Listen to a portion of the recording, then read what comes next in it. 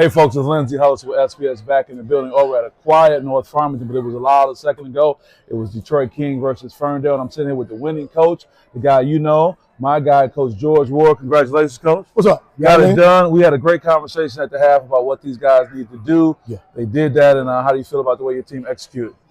You know, it's bigger than today. So, you know, my thought always goes to the third week of March, second week of March. How well are we going to play with our brains, with our heart? So we did that at times tonight.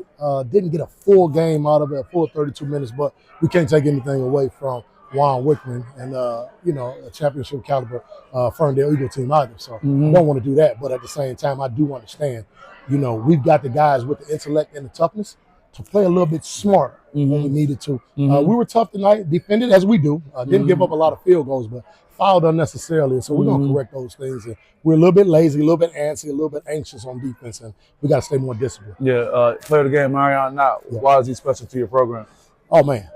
You're looking at a kid that, you know, when he was in 8th grade, nobody really wanted the kid. You know, he wasn't, you know, nobody could have thought that he would get to this point where he is right now. And so, you know, I always call it development youth. We always talk about that at King High School. And he's admitted, you know, most of the schools, if he had gone to, he probably wouldn't be playing basketball right now because people would have given up on him as a 9th or 10th grader. Yeah, he said he's been there all 4 years. There's no question about it. He's been there all 4 years. So, you know, I think the greatest thing about this is he's listened to us, and we haven't had a lot of outside influences try to tell him what to do or how to do it. So when you look at it, the scout report every year advanced and evolved for him. 9th grade, 27 points a game playing JV, all layups on the right-hand side. 10th grade, started varsity, started hitting mid-range, started making passes, all these kind of things. Defensively got better. 11th grade, now he can hit the mid-range and the three-pointer. I can guard multiple positions. 12th grade year, he can create his own shot. 12th grade year, he's become a college basketball player. So I just think the evolution of Marion Knott is really directly related to his willingness to be coached. Yeah, and sticking it out, because so many young people, as you know, will make a move, go somewhere else and all that. How do you like where you are right now this time of the season? I love it. I love it. You know, we played just a tough schedule. You know, we could have, as you know, every year we play a schedule like this. And we could easily go run and hide from people and get a misconception about who we are. The one thing we understand is who we are. You know, we played a tough East Lansing team, state champion caliber, one of the best teams in the Midwest. Went up to East Lansing and played them on their home turf. Gave up a wonderful shot to KJ Torben. They won a basketball game. So what? If it's all said and done, you have to learn from that. So it really was a win for us. They scored more points than us at the end of the game, but the harsh reality of it is we had an opportunity to learn from Lansing Waverly. Detroit Catholic Central go to overtime. Just played terrible that game, but I had a chance to win the basketball game. So when you look at those things, you look at those opponents, you got to say to yourself, you're right where you want to be. Now, how smart and how tough are you going to play, and how focused are you going to be? We play Hamtramck on Monday night. So it doesn't get any easier, but we don't want it easy. And, you know, I think it's Martin Luther King weekend. So when you look at everything that our people had to go through, from, you know, going from the civil rights era, having the leadership of Malcolm X, Martin Luther King, and all of those guys, Medgar Evers, to where we are now, our young men have to be leaders. And we got to understand, you know, as people of color, there's a lot of adversity that you're going to have to go through. And this is the greatest thing about it. There's some built-in adversity by being born in this country as a male. As a male who's going to evolve, hopefully, to being a man one day. There's adversity that you're going to face naturally. So the basketball game shouldn't be that big to you. It shouldn't be that anxious for you where you can't overcome that because you got some adversity in your life that you're going to have to deal with. You got to step forward. That's a great perspective, and that takes your development you beyond just the basketball court and impacting these young people. Well, let's say we talk about this third week in March. When I run into you and I see you and we talk offline and directly, how do you think that conversation will go? I really understand that we probably will have a chance to win the state championship. No question about it. We played this year. We played 4 games due to injury to Derek Kilgore Jr. We played 5 games without Stephen Jones, one of the best players in the state of Michigan, obviously. And if we lost tonight, I wouldn't have told anybody that was the reason that we lost. You don't do that. No, don't do that. We have to man up and do what we're supposed to do and pick each other up.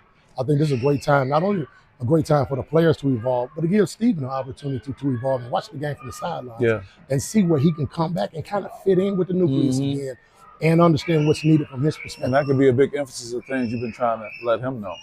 Coach, I always appreciate you. We're overdue for a little bit more longer No, we conversation, have to. talk about some We have to. things. With the time that we have, what's the priority for you right now going forward? Priority for me right now is being a man that our young people can continue to look at and say, I need to become a man.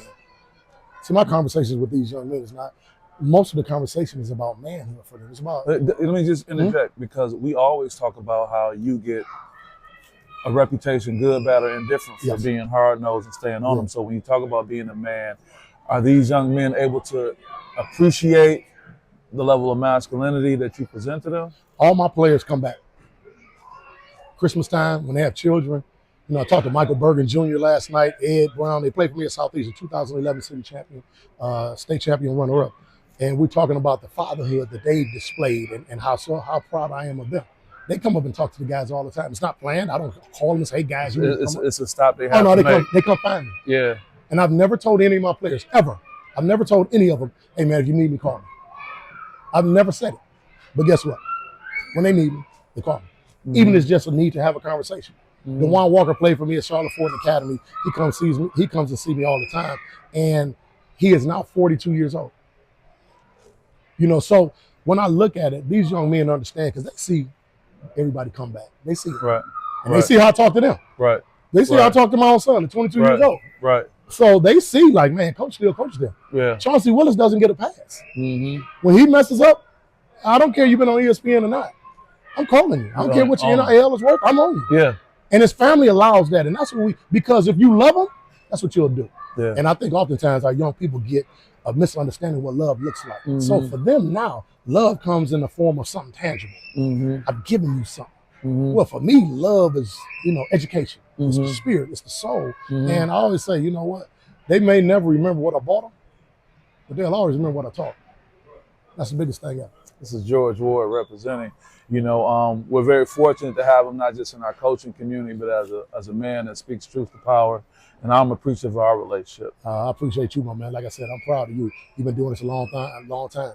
You've been on the grind. You've been doing your thing. So you reaping the benefits of it, but you ain't done. Yeah, I'm going to keep pushing. I know you're not done either. I can do an interview every now and then. Yeah, I know. Every now and then. I need a couple of nickels. Yeah. You got it. You got it. You got a great guy, Coach George Ward, doing great. This season is not over. Got some great things to look forward to. And I want to thank you guys for supporting Horatio Williams and the Horatio Williams Foundation. We'll see you next time. Peace.